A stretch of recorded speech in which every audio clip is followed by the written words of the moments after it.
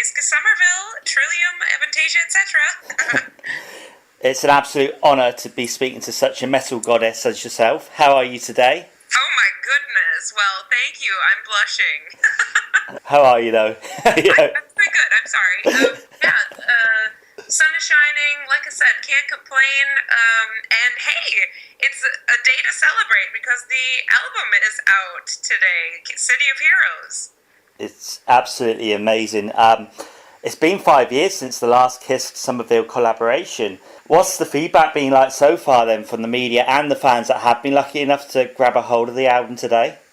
Well, fortunately, I'm hearing a lot of good things. I'm really, really happy that so many people are they're like, oh my gosh, we love it. So also the responses from our music videos have been really great. So the taste, the little teasers that people have gotten of the album so far have been great. So if they haven't gotten it yet, I have some pretty high hopes that they'll like it.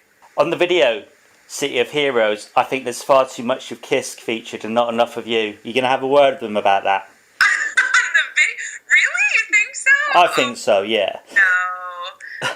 Actually, it might have been also partially my fault because I was almost 5 months pregnant when those were filmed. And so I had a lot of me cut out of there because,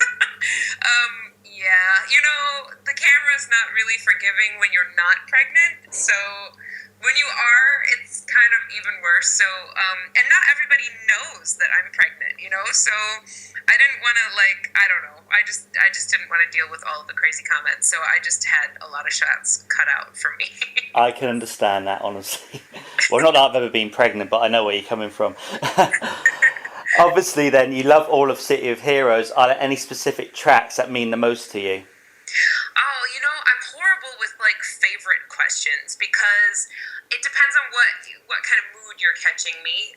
I have favorites one day that are completely different the next. So, I'm a little bit, just as I'm kind of bouncing around here and there in my career, I'm also a schizophrenic musical personality, I guess, in that respect. So, I just really, I love so many of the songs, and it's hard for me to choose.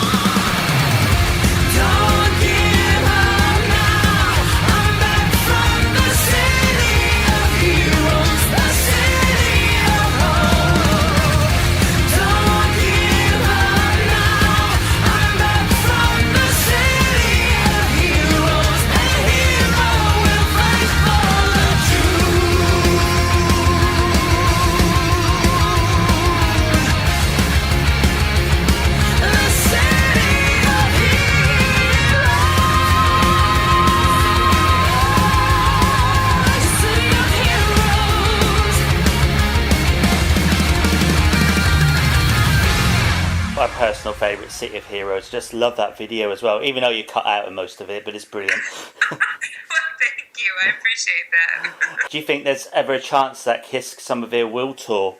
Happy that people are asking, because that means that they'd like to you'd like to see us live. And though there are no plans on the horizon at this point, just because it's so difficult for us to coordinate our schedules. I mean, that's why the album took 5 years, to come out. We don't have plans, but never say never. Sometimes it just takes a while, and so hopefully someday, if not a tour, at least we'll be able to do a few special shows together. Was it an easy process compiling what was going to appear on the album, and do you already have tracks ready for number 3, do you think? Oh boy, well that's pushing it a little bit. I think that's gonna come a little ways in the future yet. I didn't actually pick out the songs for this album. I have actually one of my own songs that I wrote together with my husband, Sander Homans, called Breaking Neptune on this album. We had 3 songs on the first album, and honestly, it's my fault because I was just so busy, and I got the songs to Matt way too late, and by that time, he and Magnus had, so many songs together that were great for the album. They didn't really need any extra material, so but it's really nice that I got Breaking Neptune on there. But as far as compiling the material together for the album, that you'd have to talk to Matt about. Yeah, I just wondered, I just want another album soon. 5 years is too long. Oh, I don't know. You might be out of luck there, because I've got my new solo album that is next in line. Then a Trillium album is next. Then probably a new HDK, because Sandra and I just released Serenades of the Netherworld, our second HDK album, in the fall. So, it's kind of like dominoes that are lined up, and then everything else that I have to do in between that, working with other bands and touring and doing Avantasia and Rock Meets Classic. So, don't get your hopes up for sooner. Non-stop. That's what I was going to ask you about, because you are such a busy lady. I've just started listening to the Hollow Haze album. Oh, okay. And you feature on a few of those tracks. How did that collaboration come about? Because it's absolutely stunning, that album, as well as the Kiss album that's been released. Oh, thank you. The Hollow Haze collaboration came about because Nick Savio contacted me to ask if I would be interested in doing a guest appearance, and I liked the songs and really liked the material that they proposed, and I love new collaborations. You never know what's going to come out of that, so yeah, that's basically how that happened. Like I say, it's an absolutely fantastic album. I was just blown away with it. It's wow. I was privileged to witness Avantasia at the PPM festival a few years ago. Oh yeah, that was our first show of the tour. That was a long night, but it was fantastic. How did you manage to just stay there like you did? I mean, it was just have some stamina. It was amazing. How was it, about 3 hour set? Yeah, I needed a foot massage afterwards, but no, I mean, we did an entire tour. I mean, European tour, a full European tour, and then a full world tour, basically of that same set.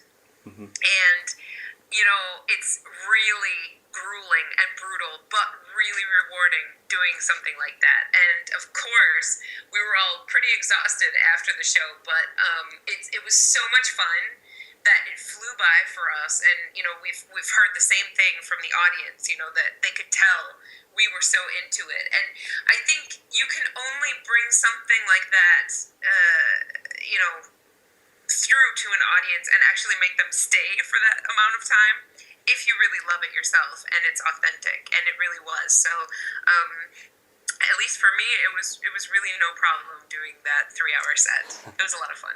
It was. I mean, it was my first time I'd ever been to Belgium, and the first time in PPM, and it's something that's always going to stick in my mind. The band's performance that night was just out of this world. It was, it gives me goose pimples now when I think about it. How weird is that? Well, thank you. That's great to hear. Having played with Avantasia, Are there any performances that stick out of your mind the most? Yeah, here and there, sure. I know. I mean, it's always a trip to play. In South America. I mean, like Brazil, Argentina, Mexico, Chile. Colombia. We did Costa Rica this time. That was new. The fans are just incredible, and they're so rowdy.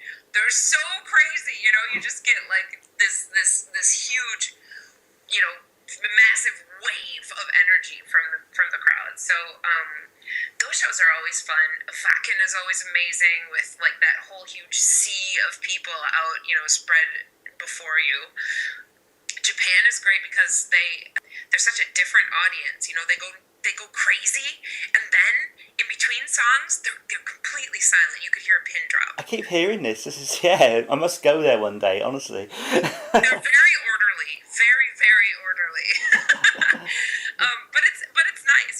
They're super polite. If they come up to you and they want an autograph, they're like bowing, 10 times and stuff, and they're very very quiet, and yeah, it's a cool experience. Europe's always great because it's so diverse from place to place and country to country. We had a show in Lichtenfels, Germany, that was like, holy crap, are these Germans? Because Germans are even metal fans are typically a little bit more reserved.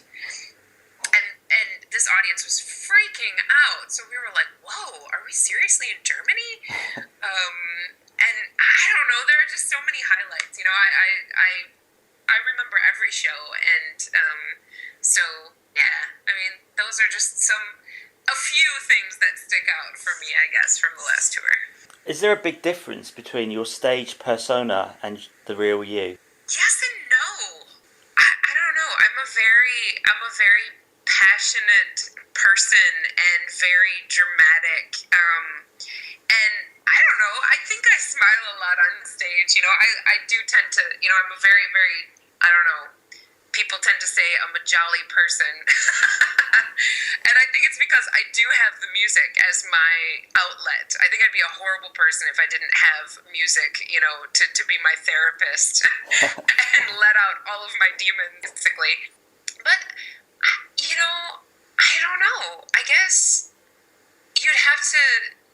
Because I don't play a role per se. I don't feel like I do. So I guess you'd have to ask somebody that's close to me if they feel like my stage performance mimics, how I am in real life. I'm not really sure how to answer that. Okay. How do you maintain your voice, and what advice would you give to anyone wanting to sing heavy metal from a female perspective? Oh, goodness. I mean, heavy metal is not, we're not always comparing apples to apples here. I mean, if you a lot of sleep at night and drink water and not smoke and things, you know what I mean? But, I mean, that's basically me. I try and get enough rest. I try to eat right. I don't smoke. I don't drink alcohol. I very, very rarely drink alcohol. And, yeah, basically just kind of be nice to yourself, and if something doesn't feel good, don't do it. And some things that do, maybe don't. But I guess I'm kind of naughty. I very rarely warm up or anything like that, so, yeah, I don't do the classic route of, the me before a show or anything like that. So I guess I can't preach too much. I mean, you're so busy. I don't know where you get the energy from. It's amazing. You're hardly away from the music scene at all. How do you relax when you're not playing music or, singing, obviously? Yes. Oh, well, I have no problem kicking back, and I love to shop on the internet. So that's one of my hobbies. I have a dog named Blitz.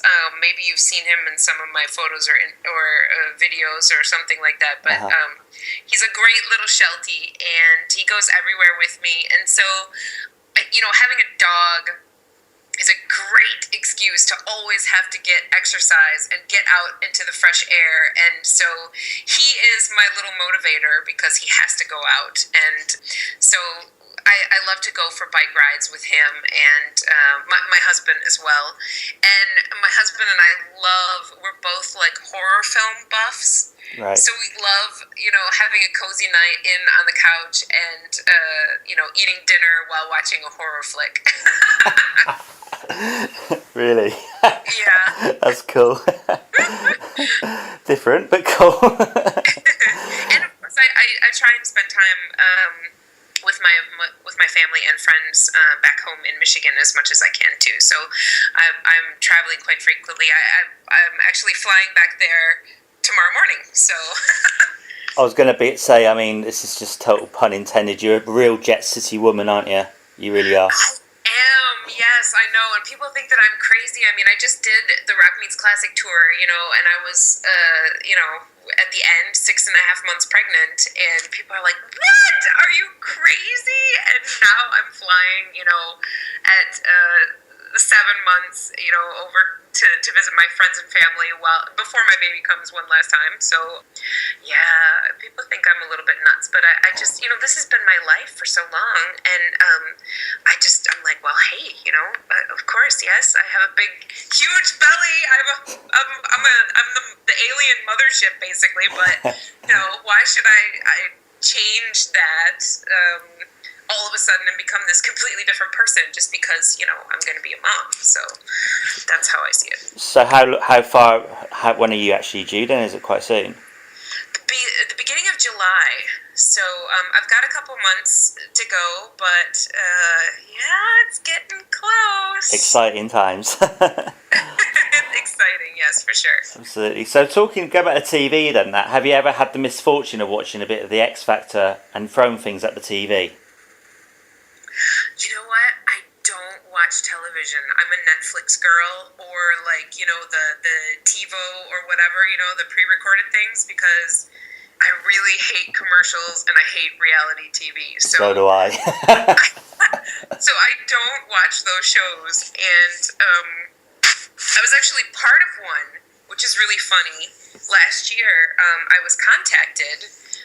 They said, out of the blue, right? These, television producers from this huge German network contacted me and said, hey, we found we saw your Facebook page. We found you on Google, and we thought you'd be really cool for our TV show.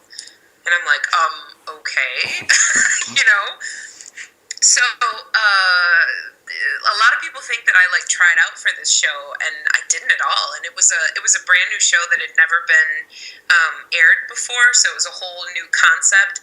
It ended up, unfortunately, being horrible, but it was a good experience because, again, I like doing new things and kind of pushing myself to the edge and trying to improve upon things and be better and meet new people and stuff. But so from that respect, it was great. It was a really fun experience. But the TV show itself was a disaster. So, and then it was promptly canceled after my show. So that was kind of funny. Yeah, I absolutely detest X Factor, and I can understand what you're saying about commercials. They just go on too long, don't they? As well, it's like, oh. Yeah, and I mean, even though I'm from the most capitalistic country you could, that exists on this planet, I just can't stand it. I know what you mean. Well, I'd like to say it's been a total pleasure speaking to you. Is there anything you would like to say to our listeners and your fans? Well, to you and to everybody listening, thank you so much for your attention, for your interest, and for your support. And I really, really appreciate everybody who gets the album either in the shop or downloading it on iTunes or whatever.